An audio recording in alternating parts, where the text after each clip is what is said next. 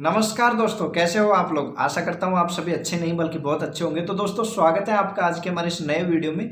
आज की video specially Hindi medium वाले स्टूडेंटों के लिए। काफ़ी सारे मेरे पास मैसेज आ रहे हैं, कॉल आ रहे हैं कि भैया हमने एडमिशन तो ले लिया लेकिन यहाँ पे हमें समझ में ही नहीं आ रहा है, क्या हमें इस कॉलेज को छोड़ करके दोबारा से तैयारी करनी चाहिए। तो ऐसे तमाम डाउट आपके मन में आ रहे हैं, उनको तो मैंने समझा दिया। लेकिन मुझे लगा कि इसके ऊपर वीडियो बनाना चाहिए क्योंकि काफ़ी लोग यहाँ पे परेशान हैं। और कहीं ना कहीं जब आप एक हिंदी मीडियम के स्टूडेंट हो, आप किसी कॉलेज में पढ़ रहे होंगे, आप आपके दोस्त से बोलोगे इंग्लिश मीडियम वाले से कि भाई कैसे सीखे, तो वो बोलेगा बहुत ईजी है। लेकिन जब आप पढ़ते हो, सीखने की कोशिश करते हो, तो आपको पता चलता है कितना टफ है। और एक हिंदी मीडियम वाला स्टूडेंट ही समझ सकता है कि कितना परेशानी आती है इंग्लिश सीखने में। जब शुरू में देखो, धीरे धीरे सीखना अलग बात है, लेकिन अपन एकदम से एक इंग्लिश वाले माहौल में चले गए हैं जहाँ पर हिंदी का कोई काम ही नहीं है। जैसे अगर कोई नॉर्थ इंडिया वाला स्टूडेंट है, हो सकता है राजस्थान का हो, मध्य प्रदेश का हो, झारखंड का हो, बिहार का हो, यूपी का हो, वो प्योर हिंदी मीडियम से आया हुआ है और उसके बाद में वो आ गया साउथ इंडिया में। हो सकता है वो तेलंगाना में आ गया, केरला में आ गया, तमिलनाडु में आ गया। अब वो यहाँ पर हिंदी बोलता है तो हिंदी यहाँ के लोगों को भी नहीं आती, तो उसको बहुत ज़्यादा प्रॉब्लम आ रही है। और सच में आती है प्रॉब्लम, क्योंकि मैं खुद एक हिंदी मीडियम का स्टूडेंट हूँ और जब मैं तमिलनाडु में आया था तो मुझे इंग्लिश बिल्कुल नहीं आता था। इस वीडियो में अपन बात करेंगे कि इंग्लिश बोलना कैसे सीखे, क्योंकि इंग्लिश में पढ़ाई लिखाई करना वो एक अलग बात है, लेकिन शुरू में अगर अपन कम्युनिकेट कर पाएंगे, किसी चीज़ को समझ पाएंगे कोई दूसरा क्या बोल रहा है, तब जाके ही अपन अपनी पढ़ाई में अच्छा कर पाएंगे। तो आज की वीडियो में बिल्कुल आपको देखो, वीडियो को शुरू करने से पहले मैं आपको बता दूं कि इस वीडियो में मैं आपको कोई कॉमन टिप्स देने वाला नहीं हूं कि न्यूज़पेपर पढ़ो, बुक पढ़ो, मीनिंग याद करो, वो करो। ऐसी बातें मैं आपको इसमें नहीं बताऊंगा, क्योंकि ये सारी बातें आपको बहुत सारे लोगों ने बता दी होंगी और फिर भी इनको फॉलो करना बहुत मुश्किल होता है। बहुत कम बच्चे होते हैं, ब्रिलियंट ही मैं मानता हूँ, जो इन चीज़ों को फॉलो कर पाते हैं कि रोज न्यूज़पेपर पढ़ रहा है, उसमें से वोकेबलरी निकाल के वोकेबलरी नोट कर रहा है। तो मेरे से तो नहीं हो पाया था, मेरे को काफ़ी लोगों ने बोला था लेकिन मेरे से नहीं हो पाया था। तो मैंने क्या किया था जिससे मेरे को इंग्लिश आया, वो चीज़ें मैं आपको यहाँ पर बताने वाला हूँ। बिल्कुल, मैं एक चीज़ और आपको बता दूँ कि मैं इंग्लिश का कोई इतना बड़ा धुरंधर नहीं हूँ कि मेरे को बहुत तगड़ा इंग्लिश आता होगा, कि मैं इंग्लिश स्पीकिंग का मोटिवेटर हूँ, ऐसा बिल्कुल नहीं है। लेकिन मेरा जो मानना है कि इतना इंग्लिश आना चाहिए कि दूसरा क्या बोल रहा है वो समझ जाए और अपनी बात दूसरे को समझा सके, और साथ में अपनी पढ़ाई में अपना वो इंग्लिश काम आ जाए। तो सबसे पहले मैं इस वीडियो में कुछ टिप्स आपके साथ शेयर करूंगा। बिल्कुल नॉर्मल टिप्स नहीं है, आपको किसी ने नहीं बताई होंगी, अगर बताई है तो बहुत अच्छी बात है, ठीक है। और उसके बाद में जो रामबाण इस वीडियो का मैं आपको देने वाला हूँ, रामबाण उपाय, जो आपकी इंग्लिश स्पीकिंग में काम करेगा, वो एक इंग्लिश स्पीकिंग का बुक है जो जब मैं तमिलनाडु में आया था मेरे को परेशानी आ रही थी तो मैंने ऑनलाइन परचेज किया था। वो बुक मैं आपके साथ यहाँ पे शेयर करूंगा, तो इस वीडियो को शुरू से लेकर अंत तक देखना है। तो सबसे पहले अपन बात कर लेते हैं कि कौन सी टिप्स आपको फॉलो करनी चाहिए इंग्लिश स्पीकिंग के टाइम पे। देखो, आप दूसरे स्टेट में आपने एडमिशन लिया है, स्पेशली एग्रीकल्चर वाले स्टूडेंटों के लिए बात करूंगा। अगर आप दूसरी स्ट्रीम के बंदे हो तब भी आपको इंग्लिश सीखना है तो आप वीडियो को देखिए, आपके ये वीडियो जरूर काम आएगा, ठीक है। तो अगर आप एग्रीकल्चर के स्टूडेंट हो, आईसीआर में आपने एडमिशन लिया है, तो आप आपके स्टेट को छोड़ करके दूसरे स्टेट में गए हो, तो वहाँ पे 20% सीट आपके आईसीआर की होती है, जहाँ पर पूरे ऑल इंडिया से स्टूडेंट आते हैं। ये आपको अब तक अच्छे से पता चल गया होगा। और साथ में 80% सीट वहाँ के स्टेट वाले बंदों से फिल होती है। एग्जाम्पल के लिए अपन तमिलनाडु का ले लें, तो तमिलनाडु में 20% सीट पर आईसीआर के अदर स्टेट से स्टूडेंट आए हैं और 80% स्टूडेंट तमिलनाडु के हैं। और तमिलनाडु के स्टूडेंटों में भी काफ़ी सारे स्टूडेंट तमिल मीडियम के। ऐसे ही आप अगर केरला में पढ़ रहे हो तो मलयालम मीडियम के, हो सकता है आप तेलंगाना में पढ़ रहे हो तो तेलुगु मीडियम के, ऐसे आपको अलग अलग तरह के स्टूडेंट मिलेंगे। तो वहाँ पर जो टीचर होते हैं, अधिकतर यूनिवर्सिटियों में, जैसे तमिलनाडु एग्रीकल्चर यूनिवर्सिटी है, तो यहाँ के जो सारे प्रोफेसर होंगे वो तमिलनाडु के ही होंगे। तो या तो वो इंग्लिश बोलेंगे या वो तमिल बोलेंगे। हिंदी बोलने वाले बहुत कम होते हैं, क्योंकि जो लोग पीजी के लिए नॉर्थ इंडिया में होते हैं, या कुछ कुछ ऐसे टीचर मिलेंगे जिनको हिंदी आता है ना। लेकिन अधिकतर आपको टीचर ऐसे मिलेंगे जिनको हिंदी नहीं आता है। जब आप क्लास में बैठे हुए हो तो वहाँ पर जो टीचर है वो इंग्लिश के साथ साथ, जैसे आप तमिलनाडु में हो तो वो तमिल में बोलेगा, अगर आप तेलंगाना में हो तो तेलुगु में बोलेगा, ऐसे अगर उड़ीसा से है तो उड़िया में बोलेगा। तो आप सोचोगे कि यार मुझे तो इंग्लिश नहीं आता, और इंग्लिश के साथ में इसने एक और लैंग्वेज यहाँ पे घुसा दी, तो आपको वहाँ पर थोड़ा बुरा लग सकता है। और बहुत सारे स्टूडेंट इस वजह से, मेरे पास मैसेज आता रहता है कि भैया क्या हम इस कॉलेज को छोड़ करके दोबारा आईसीआर की तैयारी करें। तो ऐसा आपको बिल्कुल नहीं करना है। आप कहीं भी चले जाओ, आपको इंग्लिश सीखना पड़ेगा, और जो लैंग्वेज बोल रहे हैं वो मैं आपको बता दिया है कि वो क्यों बोल रहे हैं, और इतना आपको भी समझ में आ गया होगा। अब बात कर लेते हैं कि आपको क्या करना चाहिए। आपको शांति से बैठना चाहिए, डेली आपको क्लास को सुनना चाहिए। आपको कुछ भी समझ में नहीं आ रहा है, कोई दिक्कत नहीं है। आईसीआर वाले स्टूडेंट हैं उनको मैं बता दूं कि स्कॉलरशिप का सबसे ज्यादा डर रहता है, तो आपके फर्स्ट सेमेस्टर में बैक आने पर आपकी स्कॉलरशिप नहीं कटेगी। आप कहीं भी हो, किसी भी यूनिवर्सिटी में हो, आपके बैक आने के बाद में रीअपेरेंस का एग्जाम लगता है।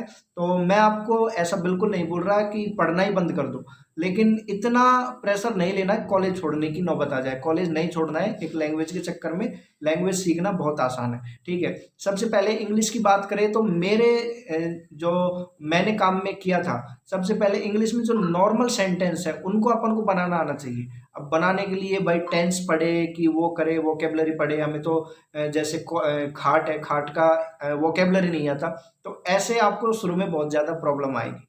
तो सबसे पहले आपको जो वाक्य बनाने के लिए नॉर्मल जो चीज़ों की आवश्यकता होती है, जैसे आपके मन में, आप अब कहीं पे हो, आपको पूछना है कि मुझे वो चीज़ चाहिए या आप क्या कर रहे हो, तो आपको व्हाट, व्हाई, वेयर, ये सारे शब्द आने चाहिए। ये शब्द आप एक बार यूट्यूब से या कहीं से भी जा करके क्वेश्चन पूछने वाले शब्द, कैसे अधिकतर क्वेश्चन पूछने की आवश्यकता पड़ती है, तो वो सारे आप एक साथ लिखें। और उसके बाद में जैसा भी आपको टूटी फूटी इंग्लिश आता है, मैं ऐसे नहीं बोल रहा कि आपको उसके साथ बोलना है। अगर आप देखो शुरू में आप हिंदी मीडियम के स्टूडेंट हो, आप अगर इंग्लिश वाले स्टूडेंट से बोलोगे ना कि भैया हम इंग्लिश कैसे सीखे, तो वो बोलेगा कि यार कितना आसान है इंग्लिश सीखना। लेकिन आपको पता है, मेरे को पता है कि जब आपसे कोई ऐसे बोलता है तो कैसा लगता है, क्योंकि आप खूब ट्राई कर रहे होते हो, काफ़ी सारी आपने मेहनत की होती है, लेकिन फिर भी आपको उतनी नहीं आती, और दूसरा व्यक्ति बोल देता है कि यार कितना आसान है, तूने इसको पहाड़ बना रखा है। लेकिन सच में पहाड़ होता है। कुछ ही स्टूडेंट ऐसे होते हैं ब्रिलियंट, जो सच में अपनी इंग्लिश को अच्छा कर पाते हैं बहुत कम दिनों में, तो उनकी तो मैं बात नहीं करूंगा, है ना। लेकिन ये वीडियो आप देख रहे हो यहाँ तक, तो मुझे लग रहा है कि आपकी कंडीशन बहुत नाजुक है। तो आपको देखो, जो मैं एक सबसे अच्छी जो टिप्स है जो मेरे काम में आई थी, वो ये थी कि जैसे रात को सोने जा रहे हो, तो आपको मैं यहाँ पे बिल्कुल ये नहीं बोल रहा कि आपको कहीं पे नोट करना है, आपको ये करना है, कुछ नहीं करना। आप सो रहे हो तो आपको दिन का याद करना है इंग्लिश में। कैसे याद करना है, जैसे मैं बेड पे लेटा हुआ हूँ, तो मुझे सुबह से शाम तक का दिन में क्लास में क्या हुआ वो सब कुछ से इंग्लिश में रिवाइज करना है माइंड में, कि today morning I woke up on 8 o'clock, after that I am going to bathing. ऐसे ऐसे करके आपको पूरा, आपको कुछ भी आपको गलत आ रहा है, कैसे भी आ रहा है, ऐसे आपको सोचना है। और उसके बाद में दूसरा, देखो, एक जो अपन वेब सीरीज या मूवी देखते हैं इंग्लिश में, वो बहुत ज़्यादा काम की होती है। तो सबसे पहले आपको क्या करना है, शुरू में आप इंग्लिश वाली मूवी देखोगे तो आपको कुछ भी समझ में नहीं आएगा। तो आपको क्या करनी है, एक मूवी आप देखोगे इंग्लिश सबटाइटल के साथ, सबटाइटल पढ़ते हुए देखोगे, और दूसरी मूवी आप इंग्लिश के साथ देखोगे, चाहे आपको समझ में नहीं आ रहा है, लेकिन आप जैसे जैसे देखते जाओगे ना तो आपको स्टोरी समझ में आएगी, इंटरेस्ट बढ़ेगा। तो इस तरह से आप आपकी इंग्लिश को सुन सुनकर और पढ़ पढ़ के अपनी इंग्लिश को इम्प्रूव कर पाओगे। और दूसरा जो रामबाण टिप्स था कि रात को सोते टाइम में आपको रिवाइज करना है दिन में क्या हुआ है। अब लास्ट में जो मैं आपको ये एक स्क्रीन पर ये बुक दिखाने जा रहा हूँ, मैंने वीडियो की शुरुआत में बोला था कि इस बुक से ही मैं इंग्लिश सीखा हूँ। तो इस बुक में बिल्कुल 60 दिन तक आपको डेली पढ़ना है। उसके बाद में यहाँ पे बहुत सारी चीज़ आपको देखने को मिलेगी। अभी मैं आपको स्क्रीन पर दिखाऊंगा कि क्या क्या आपको इस बुक में मिल सकता है।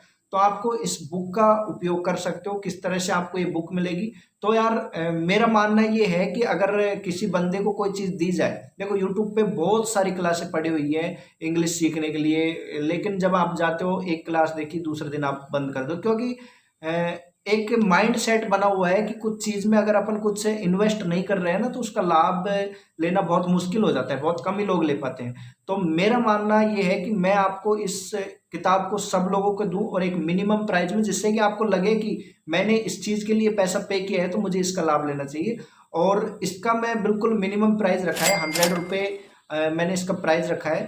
आपको जो मैं नंबर दे पा रहा हूँ, जो आपको साइड में जानकारी दिख रही है, इस पे आप 100 रुपये पे करके तब मैं आपको इस बुक का PDF अवेलेबल करवा दूंगा। बुक में क्या क्या है वो अभी मैं आपको इससे आगे स्क्रीन पर दिखाने वाला हूँ। चलिए दोस्तों, ले चलता हूँ आपको सीधे मोबाइल की स्क्रीन पर। चलिए मैं आ गया हूँ अपने मोबाइल की स्क्रीन पर और इस किताब की जो सबसे खास बात है वो ये है कि ये बिगर टीचर के आपसे बात करती है। कैसे बात करती है ये आप देख पा रहे हो। पहला इसका चैप्टर है जिसमें ये बिल्कुल आपको समझाते हैं, हिंदी में सब कुछ लिखा हुआ है कि आपको किस तरह से पढ़ना है, क्या करना है, ठीक है। और उसके बाद में एक जो सबसे अच्छी बात है, बहुत अच्छी बात जो आपको बाकी किताबों में नहीं देखने को मिलती इंग्लिश स्पीकिंग की, इसमें जब आप शुरू में इंग्लिश पढ़ते हो तो आपको पढ़ना नहीं आता है इंग्लिश, तो इसमें साथ में हिंदी में लिखा हुआ है। जैसे गुड मॉर्निंग ग्रांडपा यहाँ पे लिखा हुआ है तो ये यहाँ पे हिंदी में लिखा हुआ है और उसका यहाँ पे हिंदी में, प्योर हिंदी में भी सब कुछ लिखा हुआ है। इसी तरह से पूरी किताब है, ऐसी किताब आपको कहीं देखने को नहीं मिलेगी, है ना। तो आप अगर इस पीडीएफ को लेकर के इसका जेरोक्स भी निकलवाते हो तो भी आपके लिए बहुत कामयाब साबित होने वाली है। वैसे मैंने तो इसका जेरोक्स नहीं निकलवाया था, मैं मोबाइल से ही पढ़ता था, तो आप भी पढ़ सकते हो। ये आपको पीडीएफ में प्रोवाइड करवा दूंगा। अभी मैंने जैसा वीडियो में बताया आपको वहां पर पेमेंट करके मेरे को व्हाट्सएप पर मैसेज करना है। तो भाई कंटेंट की बात करें यहाँ पे तो कंटेंट बहुत सारा दिया गया है। सबसे पहले इस बुक की स्ट्रेटेजी है कि ये आपको 60 डे में अच्छे से सिखा देती है, अच्छे से तैयार कर देती है इंग्लिश बोलने में। उसके बाद में बहुत सारा प्रैक्टिस सेट आपको यहाँ पे देखने को मिलेगा। ये आप देख रहे हो तीसरा अभियान, एक एक अभियान यहाँ पे 10 दिन का है। इस तरह से आके यहाँ पे 6 अभियान आपको कंप्लीट करने होते हैं।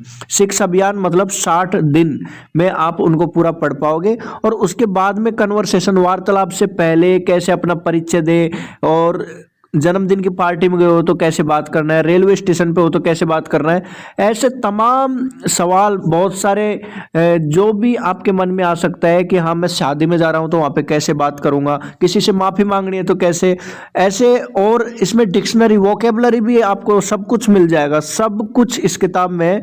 737 पेज की ये बुक है।